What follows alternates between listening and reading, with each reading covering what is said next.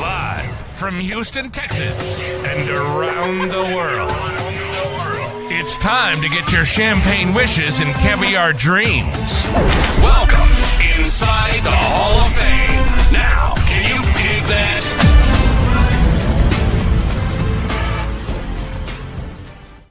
Oh, yeah, man. Welcome inside the Hall of Fame. I'm Booker T, six-time world champ, two-time Hall of Famer. Got my man Brad Gilmore here with me. As always, man, and we're ready to do this thing. I want to thank everybody.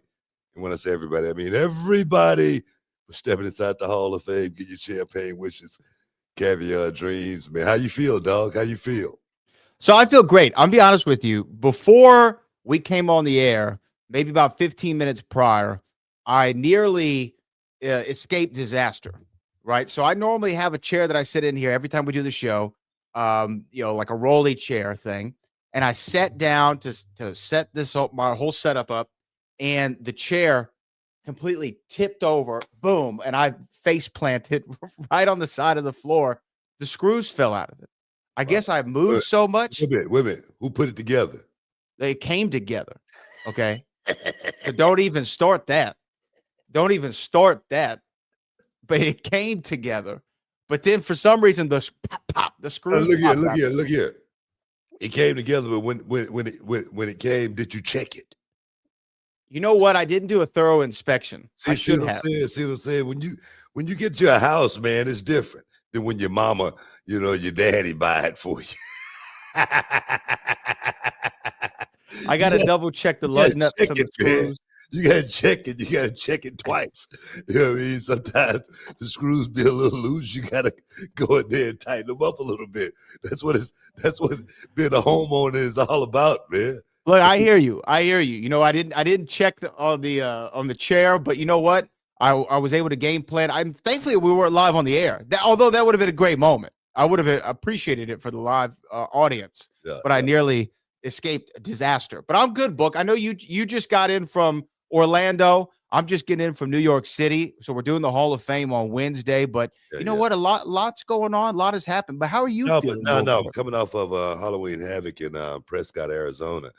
And man, Arizona, man, if you had to stay in the desert, that's the place to go, bro. I mean, Prescott is such a beautiful place, such a beautiful spot. Phoenix, of course, I went into Phoenix and I had to make that drive. It's an hour and a half drive to Prescott. And when you drive, you got to go like up through these mountains, you know what I mean? You got to go up so freaking high, and then it levels off, and then it's like peaceful. And you're like, man, you don't see any houses. Then all of a sudden you go a little bit higher, and it levels off, and then you see a bunch of like some of the most beautiful houses you're going to see. And then you got to come down that mountain. And then on the way back to Phoenix, you don't go up and over the mountain, you go around it. That's nice. So it was such a beautiful scenery up there. But I was wondering, who booked this? How did we get up here? And what was crazy is the altitude factor. None of the wrestlers, none of those young guys, they really didn't bring that into play or anything like that. And all of those guys were sucking wind so bad. You know what I mean? I just know how they felt too, when your lungs are burning, you're inside, it's hurting so bad. There's nothing you can do but just try to power through it. And you got to look like you're not blown. You got to look like, you're just working, and that's the art of being a really, really good worker. The really good ones, they can hide it. But the ones that, was like, wait a minute, I've never felt anything like that. It was like, whoa, what the hell is going on? So for me, it was a great experience being able to sit there at the table and watch those young guys suffer and try to get through that night. Well, what I want to ask is not so much about the young guys suffering. I want to ask about the conversation that was all over social media. People said, what got in to Booker T? He seems like he was shot out of a cannon. He's crazy. He's got so much energy. I mean, that's what the social media was talking about. You were going crazy on Vic. What happened was I had 2 double espressos. And you had a quadruple espresso. Yeah. And I was like just going, man. It was like the Matrix, man. Everything was just coming in my head like so quick. And I was talking like so fast. And I was like, wait a minute, I know they don't talk this fast. And it comes out clear. But Vic was like, just go with it. He just gave me the ball and just told me just run with it. But I had so much fun, man. Hopefully the fans, man, had a lot of fun as well. But you know, I want to apologize, to the NXT universe. I want to apologize, for throwing my headset at the end of the Ricky Saints Trick Williams match. I was a little upset. I was backing my boy Trick Williams, but Ricky Saints, he showed up and he went out there and did his job, even though he, had the little Xerxes feel going. But I just want to apologize to everybody because that actually got picked up in the news, as far as me throwing because you were hot. Yeah, I was. You were mad. I was upset. I was upset a little bit. Yeah. I mean, look here. We all got our favorites. It's just part of it, right? It's just part of the game. And, you wanted Trick Willie to win. You didn't want Xerxes to go out there and get the dub. And you know what? He treated him, he kicked him like the Spartans. He was like he was a Spartan that night. Yeah. He took care of what were they, Persians? Who was the army? Was it the Persians? Yeah, Persians. Yeah. Took care of them like the Persians, man. Yeah. The underdog. Do you like when the guys dress up for Halloween on the show? Like on Halloween Havoc? It's a personal preference. They asked me who was I, and I said I'm Fab from Milli Vanilli. Let me ask you this, because the NXT roster is south of 30. So how many of them knew who Milli Vanilli was? Doesn't matter. That was my costume. Google searches were up in Arizona for Milli Vanilli because people were like, "Who is that? Who is that?" I was Fab. I'm impressed that you know their names. I didn't know their individual names. So there's Fab, and who was the other one? Rob. What? Rob and Fab make up Milli Vanilli? Yes. Rob is the worst stage name of all time. What about Fab? What about Rob Van Dam? Rob Van Dam, he's got the 3 names. If he's just Rob, nobody likes Rob by himself. What about Fab? Fab is kind of cool. Fab, it's got a little flavor to it. You know what I mean? Where does the name Milli Vanilli even come from? I don't know, man, but it worked. I don't know, but it worked. Milli Vanilli. It sounds cool. It sounds like one guy's name is Millie and the other guy's name That's what you would think. Yeah, right. It's kind of like reality of wrestling. It works. It just works. What does it mean? We're not sure, but we like it. You know what I mean? It works. Fab and Rob. Rob Pilatus is his full name for anybody who's wondering. The German duo, Milli Vanilli. I think one of them went on to actually do real music. Well, one of them passed away. One of them died? Oh, I didn't know that. Yeah. I think Rob passed away. Rob passed away in 1998. Yeah. And he had some substance abuse problems and whatnot. Oh, man. And the other one, he went on to do a little bit of music. He tried to anyway, but he never really got accepted back into the music industry after the, famous, Grammy incident. Yeah. I mean, people don't know. They won the Grammy for Best New Artist, I believe, for a Girl I Know It's True, or Girl You Know It's True was the name of the album. And then they gave it back because they didn't really sing the record. Yeah. That's crazy. That's what I was. Yeah, I was fat. Who do you think was the best other than you? Did you like Vic Joseph's gear? I think we got a You know what, man? Oh, there we go. No, I'm here, right? Yeah, you're there. I'm here. No. It's cool. Like I say, Vic was like the Riddler. It's cool. One of these days I might do it. I might dress up.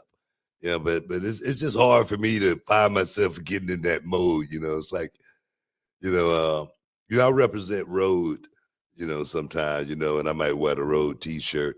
Road is, who the microphones sponsor our microphones and, a lot of our sound equipment for reality of wrestling and whatnot. and you know, and I feel like it's a responsibility, you know, you know, actually go out and represent Rose sometimes. So I put my shirt on, and I was at the airport, and this girl, she looked at me, and she goes, you know, that just don't look like you.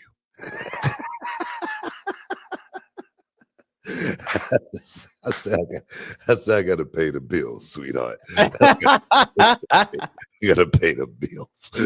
You know what I'm saying? So it's hard for me to dress outside my comfort zone sometimes because people always watch. Have you ever dressed up for Halloween?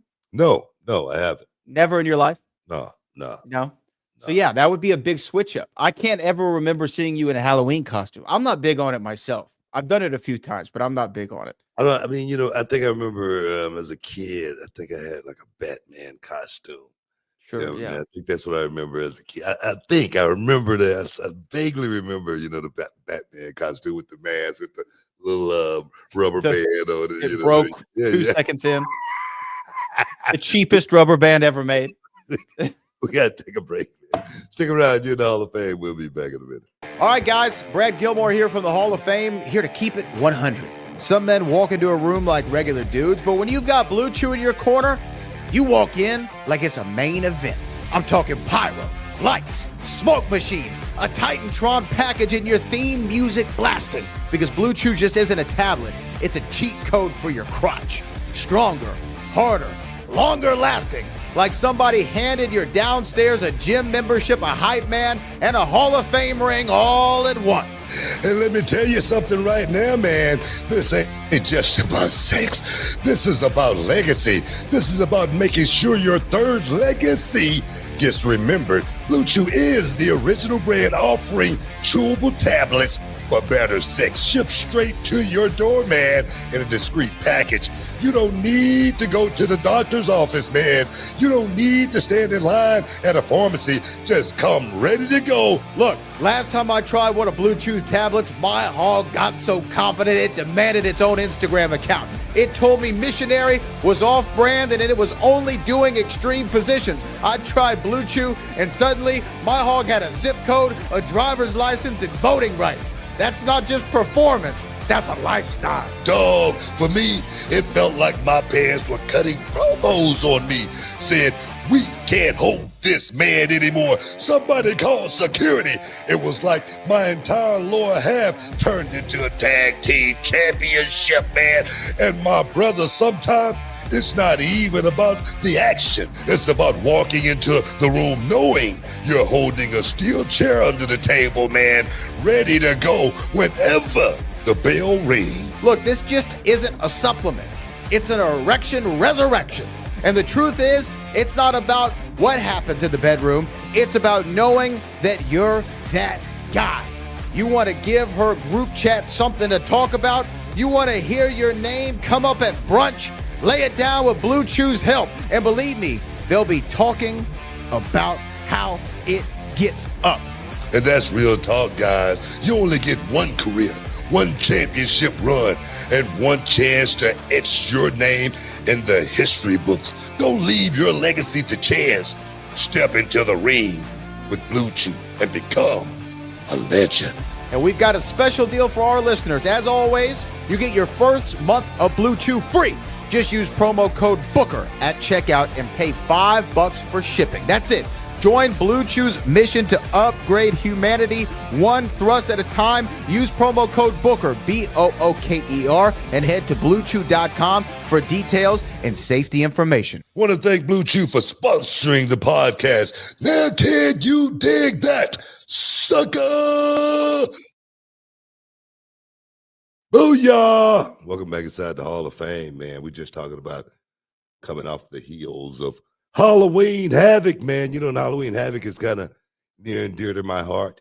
You know what I mean? Coming from WCW days, you know, it's still cool to actually have that feel of WCW still around just a little bit. You know what I'm saying? And to be at the table, like I say, in Prescott, Arizona. Big shout out to the people in Prescott, because let me tell you, they treated your boy like a king. Like a king. Well, you are a king. They treated me like a king, man. But no, man, hell of a time in Prescott. But Halloween. Go ahead. Oh, go ahead. Go ahead. I was going to say something about Halloween Havoc, but go I ahead. was gonna say something about Halloween Havoc too. What I was gonna say something was about JC Jane. I don't know what you was going. Well, I was going to talk about a WCW Halloween Havoc, but let's talk about. No, go ahead. Let's see where you're going. I was going to ask you because I was looking through like the old Halloween Havoc matches, and the WCW Vault YouTube channel is phenomenal. And I went back and I watched Ray and Eddie from Halloween Havoc '98, and to me, I don't know if there's a better Halloween Havoc match ever. Was the Riddler? That was where he's the Phantom. He was dressed as the Phantom in purple. Yes. Yeah. That was such a great match, man. Such a great match. One of the best matches. One of the best matches of all time. Yeah, really I think it's one of the best matches of all time. I really do. It really is. Yeah, it really is. I mean, do you remember anything about it? You know me. I don't remember matches, but that one right there, oh my God. It was a sellout, man. You know what I mean? As far as the boys watching that one, everybody was like glued in on the monitor, watching those guys go out and just rip it, man. And such an amazing match. And those guys were so close to each other. They were like family. And for those guys to go out there and be able to pull something off like that was really, truly amazing. That match was so, if no one's seen it, it's almost required viewing if you're a wrestling fan, but go see, it was Halloween Havoc '98, Eddie and Ray for the Cruiserweight title. I don't know if it's Marvel, right? Shut Ray down from doing that. He can't wear those kind of suits anymore, Oh, I read something about something about that. Yeah. You got to cease and desist, to shut it down. Don't do any more. Don't do not one more. Yeah. He got it. He got away with it for years, though. Yeah. Yeah, he got it from Marvel. Yeah, he Marvel and DC. And they didn't just send him to him; they sent him to the company. That's when the company was like, "All right, hey Ray, we got to cut this out, man. Shut it down, bro. Shut it down. We got away with it long enough." But yeah, shout out to Ray. But you were talking about JC Jane lost the women's championship. Yeah, man, but she had a hell of a run. She went on a hell of a run. I got so many people have been so mad at me because Big Joseph said 150 days and I said 6 months. Look, I'm rounding it off. People say he doesn't know the difference between 150 days and 6. I do know. That's a joke. That's a joke, guys. That's a joke. All right, 6 months. I make it feel like it's a little bit longer. All right, but no, JCJ, she did a hell of a job. Like I say, dealing with the altitude, going out there and being able to pull it off and not looking like she was, dealing with the altitude to the point to where it was that noticeable. If you didn't have the trained eye, you just did not know. She went out there and did a hell of a job. Tatum Paxley, she's been working a hell of a long time to get to this point, just like JC worked so long to get to that point. You know what I mean? And to get rewarded, to get a pat on the back and say, man, boom, we're gonna let you. It's cool. I love the way the system is run down at NXT, man. I model reality of wrestling after what those guys are doing down at NXT, and everybody that put the work in, they get a chance to shine.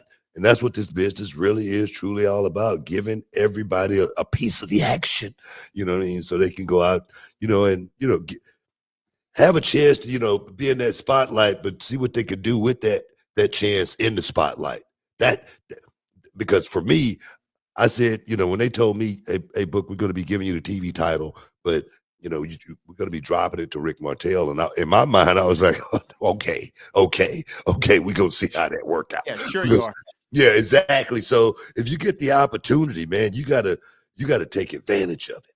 You know what I mean? So I love, seeing Tatum Paxley get her chance to, see it, because she's a hell of a worker. She's come to reality of wrestling, and I've said it, when she came to reality of wrestling, she pretty much dropped the persona of what she was doing, and I wouldn't necessarily say dropped it, but she went out there and showed me that she could go in the middle of the ring. And I was like, oh yeah, man, she could put the rocket on her. Put the rocket on her. Send her to the moon. That's me, dog. Well, you know what? I congratulations to Tatum Paxley. I'm a big fan of hers, and yes, anybody who comes down to reality wrestling, it's great to see them up close and see how they work without the I don't want to say the NXT constraints, the umbrella. See, that's a better way to put it. See how they work outside the umbrella and in front of a different crowd and in a different environment with different producers and a whole different setup. It's always fun to see. So yeah, congratulations to her and Blake Monroe. Blake Monroe is the Oh, new Mega NXT, Blood, the Mega Blood, the the Mega Mega Blood Blood. bombshell. You know what I Yeah. mean? I mean, she's about to blow up, man. She's about to blow up. And so my thing is, I'm loving seeing what Blake Monroe is doing right now. And I I had a feeling she was gonna actually take off, and really do something, really cool. I didn't know she was gonna do it this quick. But one thing that impressed me was the first time I got a chance to really see Blake work in the ring, and I go, wait a minute, this girl can work a little bit. You know what I mean? No, I'm serious. And that's what I always say with the the guys with the pencils, the guys that's making the decisions as far as booking the matches and whatnot. I say, if you could just, make those guys eyebrow raise just a little bit. Exactly, just like that. Mhm.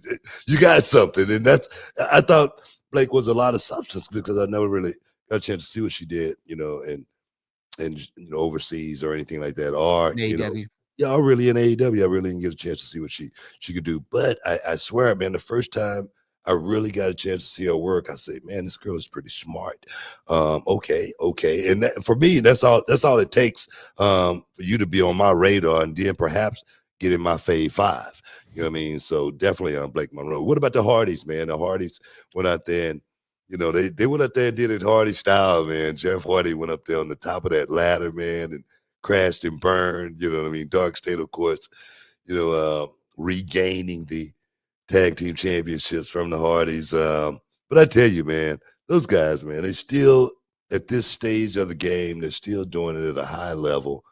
Me personally, right hand to God, I don't know how.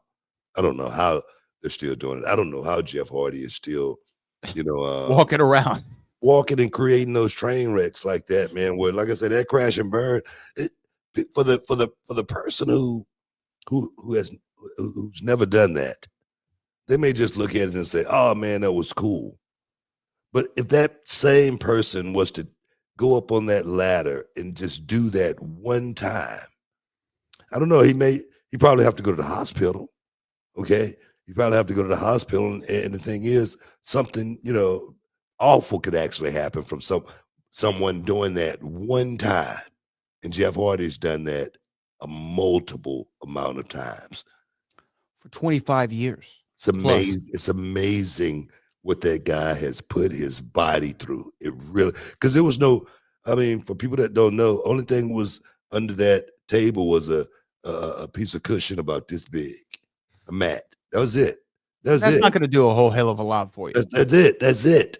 You know what I mean? It's like Evil Knievel, man.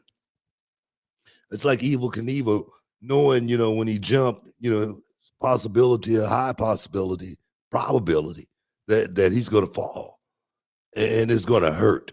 And that's what this business is, and that's what it's been for Jeff Hardy, like you said, for 25 years. I've seen him take some of the most death-defying leaps. And thank God, man. Thank God he's still here. And hopefully, man, those guys could go into the Hall of Fame, this coming up in Vegas. Both I think it's time. I think it's I time. think it's time. I think it's time for the Hardys, Matt and Jeff to go in at the same time. You know what I mean? And I'm not gonna say wrap it up or anything, but they could go on the world tour. You know what I'm saying? And clean house. You know what I mean? But nah, man, those guys have done a hell of a job for this business. I give Matt and Jeff a hell of a lot of credit. 3 things to what you just said. One, how crazy is it that in 2025 we're saying that the Hardys lost the NXT tag team titles to Dark State at Halloween Havoc? It just doesn't even seem like a real sentence to say. But also I agree with you on the Hall of Fame thing, and I think John Cena might have ushered in a new theme in wrestling or a new trend to announce the retirement year, right? Because AJ Styles just said, "Hey, 2026, I'm wrapping it up." Hardys could do a retirement tour, wrap it up, make all the money in the world. It could be a new thing for the boys. And I did read in the sheets, there's a rumor about another Hall of Fame inductee this year coming up. Did you read that? Do you know who I'm talking about? For trainer of the year, me. Oh, Yeah, should, we gotta take a break. We gotta take a break, man. Stick around with in the Hall of Fame. We'll be back in a minute. Hey, this is Booker T, 6-time world champ, 2-time Hall of Fame. I got something for you guys, man. Look, when I was a kid, man, cereal was my jam. But now, since I'm a grown man, I'm looking for something that gives me more than just a sugar rush and carbs, man. That's when I found Magic Spoon. Look, it's a cereal that gives you the taste of your childhood favorites, but without sugar and packed with tons of protein. And if you're already a fan of Magic Spoon, then you need to listen up to this because I've got some big news. Magic Spoon has taken that amazing cereal that we all love and turned it into high-protein treats. These new treats are light, they're crispy, and they become my go-to snack, especially before or even after the gym. Yeah, man, every serving of Magic Spoon cereal has 13 grams of protein, 0 grams of sugar, and only 4 grams of net carb. That fruity and cocoa flavor are the classic ones, but there's a whole lot more to try, man. And those new treats, they've got 12 grams of protein and come in flavors like marshmallow and chocolatey peanut butter. Perfect when you're on the go or you need a quick snack to fuel up before that workout. Yeah, man, I keep a box in my gym bag, but it's a great late night snack as well. Those treats have that crispy texture, great taste, and the macros that make you feel good about eating them. So Magic Spoon's bringing back those nostalgic flavors, but without all the stuff that we don't want. So if you want to try it for yourself and get $5 off your next order, go to magicspoon.com/HOF. That's magicspoon.com/HOF. Or you can even find it on Amazon or in your nearest grocery store. That's magicspoon.com/HOF for $5 off. Magic Spoon, hold on to the dream. Boom! Welcome back inside the Hall of Fame, baby. Oh yeah, man. Hey man, I had a lot of fun this week on NXT too, man. My boy Trick Williams, he's mad. He's real mad, and he wants his property back. And you know what? I feel him. I understand exactly what Trick Williams is coming from. And now he has a last man standing match. Last man standing against that boy Ricky Saints. And I think it's time. I think it's time for Trick Williams to go out there and make history. History maker, man. History maker. Three-time NXT champion. Oh, yes, it's coming. I think he's going to do it. I really do. I think Trick's going to do it. He's going to get that record. He's going to be a 3-time NXT champion, excuse me. And here's my question. Yeah. Oba now is like, where's Oba? You know what I mean? What's Oba doing? Is it Oba's time? Is Oba ascending? Is he going to be the ruler on SmackDown or Raw? You know, I don't know. Where's Oba at? How's he fit into all this? What do you think? You think it's time? I can tell you this. Oba has done a hell of a job in NXT, and if it is time for him to move on, it's the right time. Okay, I'm gonna say that. If he stayed in NXT, you know what else is there for Oba Femi really to do? He's dominated Completely. He's dominated in NXT. He really has. Can he come back for one more run? Just because, you know, one thing about the main roster, they always say, man, you know, do we have anything for you? You know, do we have a program for you right now? Now we got CM Punk and, you know, Jey Uso doing their thing, you know, and then, you know, everything is kind of like set right now. So the question is it a good time for Oba to make his debut on the main roster? That's the question. You know what I mean? So go ahead. Maybe in January at a little event called the Royal Rumble. Well, see, that's exactly what I was just saying. You know, maybe hold him in the wings, and then, you know, boom, when he does, you know, make that big run. That big, debut it will be a big thing. But, you know, do you want to set Oba to January? I don't know. He'd be sitting on ice for a while, but we're already in November. And doesn't WWE now take like the last 2 weeks off of the year? You might be right. You might be right. We're close. Yeah, you know what? Like I said, I agree either way. I mean, I think Oba can definitely make a big splash on the main roster right now. I agree that he's done everything that he could possibly do in NXT. I think it's time to pull the trigger. I really do. You know, and I'm not one to book the show. That's why I'm so reluctant to actually even say it. You know what I mean? I swear to God, man, I'm so reluctant to say, man, yeah, pull the trigger on him. But I really think Obafemi can fit in on the main roster, especially with the right players around him right now, to actually be able to, help teach him what it really means to be a main event player. You know what I mean? Guys like Randy Orton, guys like CM Punk, guys like Roman Reigns. To be around those guys right now is invaluable for somebody like Obafemi. Yeah, man, I agree with you, and I'm holding out hope for an Obafemi and Brock Lesnar match. I Yeah, would it just is. love to see it. Yeah, That's just a dream match for me. yeah. I think that would be great too. I really think, as crazy as it sounds, I think Brock Lesnar could teach Obafemi a couple of tricks, to the trade. I really do. Sure, Yeah, sure. I agree with you. And you know what? WrestleMania is around the corner. Why not? We had Brock Lesnar and Omos. Maybe Brock Lesnar and Oba could happen as well. yeah. Hey, I wanted to ask you, get your reaction on something because the Hall of Fame over the years, whether people know it or not, we've helped careers, right? We've changed storylines on television. We've started feuds with many a celebrity on this show, from Freddie Prinze to Macaulay Culkin to Ariel Helwani to you name it. We've had a battle with Ariel wanted that was a shoot. that was a shoot for a second, wasn't it? And then y'all had your come to Jesus on his show.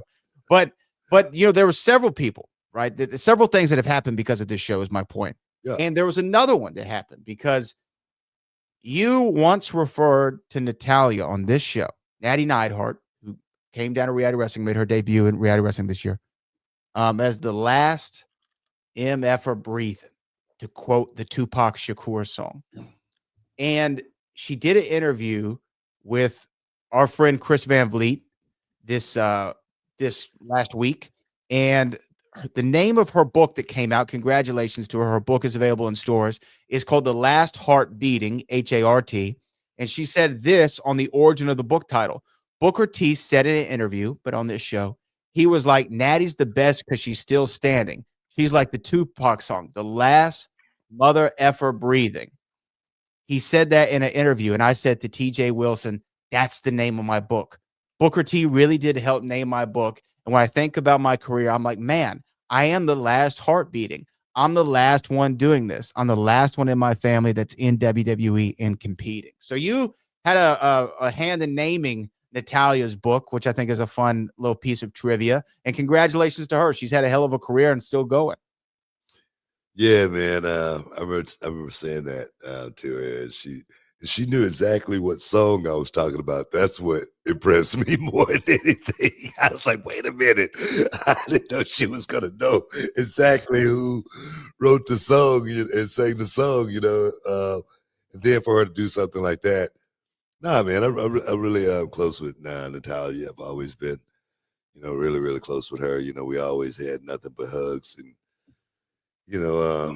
good things to say about each other when we saw each other on the road. I remember I remember when I made a debacle on television, and her uncle went off on me, and she came to me and she was trying to console me and telling me, Book, he didn't know what he's talking about, Who are we talking about, Uncle? Brett? No, one of her other brothers. I mean, one of her other okay. I can't think Bruce of his name. or I'm trying to think of all the hearts. Might have been Bruce. I don't know which one it was, but he was really mad at me because I had made a quote on television, and I couldn't take it back because it was something that I got in the earpiece, and I got a lot of heat on social media. I don't even want to bring it up. I remember this. You know what I mean? But she came to me, she was consoling me and, and whatnot, but she's always been, a sweetheart of a person. And then, we just had her at Reality of Wrestling not too long ago, and for her to come out and do, what she did at Reality of Wrestling with Promise Braxton was simply, literally simply amazing. So definitely, I have nothing but high praise for Natalia Neidhart. Nothing but high praise. Yeah, man. Congratulations to her. And you've done a couple of them, and writing a book is so difficult. It's such a labor of love, and congratulations to her putting it out. I can't wait to read it. Because she's always been good in interviews. She's a good storyteller. I love the the amount of history that's obviously in her family, the Hart family. I don't know. I guess that's the first family of pro wrestling, right? I can't think of a more. I mean, there's the Guerreros, obviously. There's the Rhodes family, but I The Von think Erichs. the Von Erichs. There's been a lot of great wrestling families, Yes, but the yeah. Harts are very high up there, if not number I one. mean, as far as Canada go, they put Oh Canada yeah, on the map. You know what I mean? I think the Hearts put Canada on the map with Stu Hart and Stu Hart dungeon. So many young talent coming out of that dungeon, going through that dungeon, so to speak. Nah, man, definitely legendary. And one of those names who trained in the dungeon early on in his career was Chris Jericho. Yeah. And Jericho, that was who I was alluding to in the last segment. I was reading that there's rumors that he's coming back to the company. There's rumors of a Hall of Fame induction. He hasn't been on AEW in quite some time. I don't know, Book. I feel the winds of change. Maybe Hey, man, I don't know. Y2J, 2K26. You know what's crazy is I was on my way this morning catching a flight from Orlando, and I ran into a bunch of the AEW guys. And Sammy Guevara, he's actually was one of them, and his wife, and their daughter. They was actually on the road too. Cesaro, and he was formerly Cesaro. Yeah. I was sitting next to one of Billy Gunn's sons. Yeah, and we was talking, chopping it up a little bit, but it was just cool actually, be around those guys. It seemed like what's crazy is much as people talk, it still seemed like we was part of the same family. Fraternity, right? Yeah, I swear to God, man. Nobody talked about AEW or WWE or anything like that. It was just like we talked, but we still talked about wrestling. Like I was asking, how's your dad, man? You know what I mean? Because me and Billy Gunn, we've been competing for the last 30 years pretty much as far as who's going to stay in shape the longest. Billy's jacked, brother. He's jacked like crazy, man. Billy looks great. You know what I mean? But it was amazing. It was amazing. It was cool. It was cool as heck too. But Jay, and Y2J, you know what I mean? Remember when he first came in, the WWE back in the day, man, such a big moment, such a crazy moment, the countdown, Y2J, bang, break the walls down. Are we going to see it again? Are we going to see it again? That's the question. We'll find out very, very soon. Guys, stick around. In the Hall of Fame. We'll be back in a minute.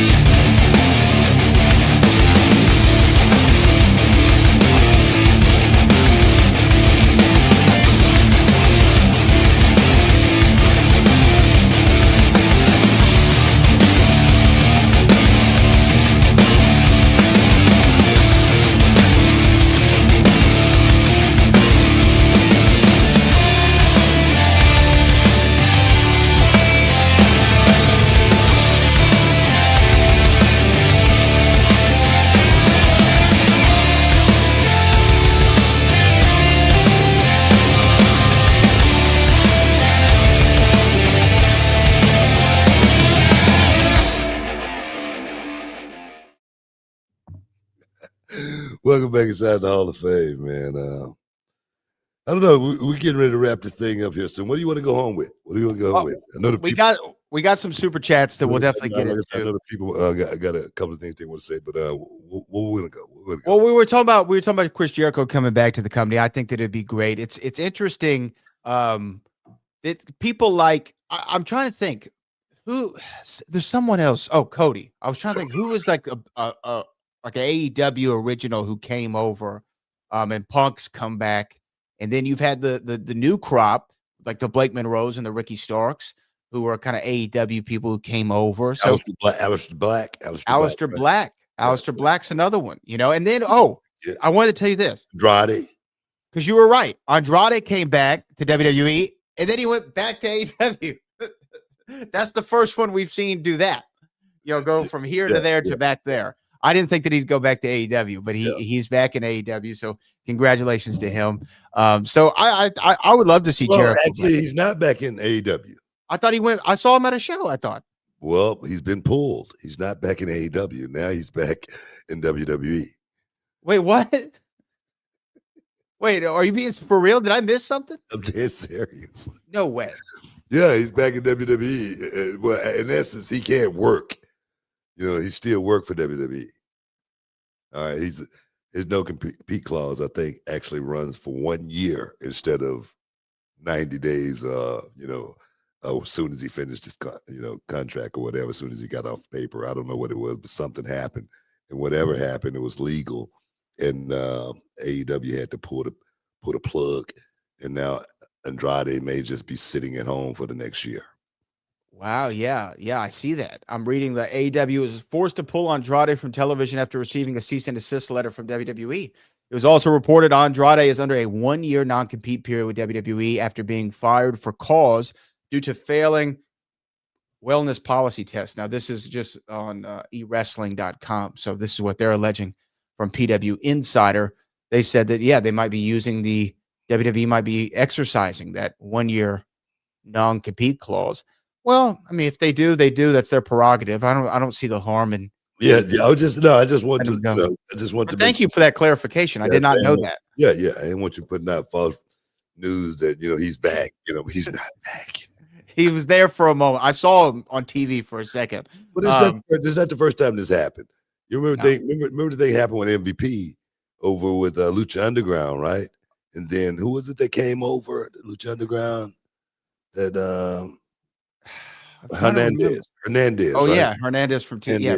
Then boom, contract, whatnot. You know what I mean? Come on, look here. It doesn't work that way, guys. You know what I mean? So it's not the first time we've seen something. Leave it to the boys to be like, hey, are you clear to work? Yeah, I'm good. Yeah, I'm good. I'm good. What are you talking about? No, you're not. No, you're not. Reach a contract, boys. Reach a contract. You know what I mean? Shout out to everybody. And AEW is going to be in Houston next week. So I know there's a lot of people who are going to be going to the AEW show in Houston. And I think Shelton Benjamin's coming into CW next week. So I'll be happy to talk to him. By the way, too, just a little quick plug. I was on, speaking of Jericho, I was on his show again this week. We were talking about Back to the Future Part 2, which the 40-year anniversary is up. And then I have a children's book coming out this week, So I'm busy this week. So Awesome. So everyone check that out on Amazon. But you ready to get to wait. This is what I want to talk about before we get to our super chats. Roxanne Perez defeated a WWE Hall of Famer this week in WWE Hall of Famer Nikki Bella on Monday Night Raw. This was cool because Roxanne told Nikki Bella outside the Toyota Center 10 years ago, 2015, one day I'm going to wrestle you. And lo and behold, 10 years later, it actually happens that she works the Hall of Famer. And so shout out to Roxanne. I just want to say this. That's what the Bellas get when they run up on me. All right. They get Roxanne Perez, somebody that's going to put them right in their place. Because I said it. Look here. The Edsel was a damn good car in its day, but we riding in Teslas now. All right? Self-drive mode. Look. You understand? You understand? And if somebody got something, if you want to talk to me, talk to Roxanne Perez first. That's all I got to say about it. I'm going to say a few things real quick. First of all, the Edsel might have been a good car in its day. I don't know if you got to see the Edsel on Monday night. It was still looking very good. The Edsel looked like a great car. I was a big fan of the Edsel. It's a great car. Respectfully. I mean that respectfully. And then look, I'm not saying the Edsel wasn't a nice car. I'm not saying that at all. Beautiful car. Beautiful car. Hell of a car. You go run hard and fast, but how long? But how long can you run in 2025? That's the question. That's the question. You know what? I'm a long time Bella stan and Bella fan, and I'm gonna have to disagree with you. I love this run that Nikki Bella's on. Look here, we like Skip and Shannon. You know what I mean? We can agree. Agree to disagree. You know what I mean? We can. Yeah. I like how I made you Skip, and I was Shannon in that analogy for whatever reason. I started acting like Shannon Sharp, like anybody would make that connection. Skip. Come on, Skip. He put like an L in it, like there was like skill, That was the best part of the show. skill. It was crazy. Was when he first went to first take, he was talking to Stephen A. He Kept didn't calling him see it. Skip. And he goes, damn. Shannon Sharp, And man. Stephen goes, I'll forgive you, man. Skill. Hey, and then one more thing before we get into the super chats. Oh my God. What do you think about this whole NBA scandal What NBA scandal? with the betting, the sports betting? Chauncey Billups arrested, Terry Hey, Rozier man, they arrested. should be locked up. Look here, when the feds If proven come out- guilty. Look here, proven guilty. You can say whatever you want to say. Yeah. I mean, allegedly, you can put all those terms on it. When the feds come knocking at your door, normally they got something. Normally they got something. You know, and for Chauncey Billups, a man in his position, a man, of his stature. I mean, not thinking about his family first at this stage of the game that he's in, and he's got a hell of a good job. Where I don't know how much money do you need, but then it, I was listening to, I think it was Kenny Smith, and he was talking about, he was trying to, make a case and saying, man, gambling is an addiction. And Charles Barkley just went off on him. Charles said, man, come on. This is stupidity is what this is. I agree with Charles Barkley 100% because gambling is an addiction. You know what I mean? Mm-hmm. And but the stupidity part comes into play when you doing it, from a perspective to where the government can get involved. You just gambling, it ain't no harm in that. But when you stealing people's money, and you got the Gambino family, you know what I mean, involved, the Genovese family. Yeah, all of them, yeah. Five families. When you hear about these names, them suckers about to do some time, man. Is what's about to happen. That's what's going to happen. And if you go back and watch the alleged game, Terry Rozier, went out 9 minutes in with an injury, and there was all the money that came in on him that night. It looks very bad. It looks very, very bad. Them suckers, man. They finna do some time, man. I feel sorry for them. I feel sorry for their families, man. For their families, like Chauncey Billups, man. That dude was, man. He was legendary, and he's a Hall of Famer. And the thing is, he wasn't one of those guys who was, that. Was like a superstar, but he was still a superstar. Big shot Billups. He was always the guy that was gonna come through in the clutch. No, man, I hate to see this for these suckers, man. Seriously. Yeah. Billups got caught, man, in a poker scheme, no less. And then Terry Rozier and Damon Jones. You know what? We'll see how the investigation goes. They're going to jail. Man, it's really, really terrible. Let's see. WIY says the money is gone. The money, which money? Which money we talking about? Which money? Well, apparently he must have been talking about Chauncey Billups and Terry Rozier. Cause the money's gone for those guys. Bro, Chauncey Billups had a damn good job. How much money he was making a year? Oh, I could look it up, actually. Enough. He had to be making $8-10 million a year. Easy had to be making $8-10 million a year. You know what I mean? That's why I say, how much money do you need? I mean, because I'm gonna tell you right now, money don't make you happy. I say this all the time. When I was making my most money in WCW, man, I was making like a huge check, man, nearly $1 million a year. And I was my most miserable at that time. I really was. I was at my lowest place when I was making that much money, man. That's when I realized, chasing the bag, it's not worth chasing the bag. You know what I mean? It just isn't, seriously. Yeah. And, they're going to find out, unfortunately, the hard way. Virgil Dawkins says, hey, Book, was Halloween Havoc WCW's version of WrestleMania, or was it Starrcade? I've heard other veteran wrestlers say Havoc and some say Starrcade. I think it was definitely Starrcade was presented as the big show, right? Well, the WWE's version of, say it again. So what was Halloween Havoc WCW's WrestleMania? I think it was SummerSlam. Well, SummerSlam was WWE. Oh, you're saying Havoc was like SummerSlam? Yeah. Yeah. Okay, I hear what you're saying. Yeah, that's what it felt like. Yeah. Yeah, it felt like but the reason why I say that is because all of the young talent got a chance to go, outside the box, outside the PC, somewhere totally different. Like I say, Prescott, Arizona was somewhere totally, you know, in the middle of nowhere, but it had a certain feel to it. It felt really, really good. I had a great time. Well, I think what he's asking specifically though was WCW was Halloween Havoc WrestleMania, or was Starrcade more like I think Starrcade was more our WrestleMania. Yeah, Yeah, I agree with that. Yeah. Virgil Dawkins says, "What are your thoughts on Zelina Vega's new role? It seems like the WWE creative can't come up with something solid for her. To me, I think she has enough charisma to be a WWE champion. I'm a big Zelina Vega fan as well. Great promo. Has to me everything that it would take. I don't know. Sometimes I guess it's finding the right gimmick. I know that they've been putting her with Alistair, which they're real life married, on television a little bit lately. But I've always liked Zelina Vega, book. I mean, I love Zelina Vega and what she brings to the table, but I'm not gonna, I can't agree with everybody's just not gonna be the champion. Everybody is not put in the business to where their turn is gonna come and they're gonna be champion at a certain time. It just doesn't work that way. Sometimes you just got to find your place, find your role, and that role may be with Aleister Black, just like Charmel's role was with me. You know what I mean? It worked.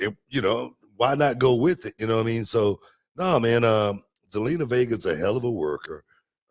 She's got a hell of a look, but one thing about the business, timing is everything. Being in the right place at the right time.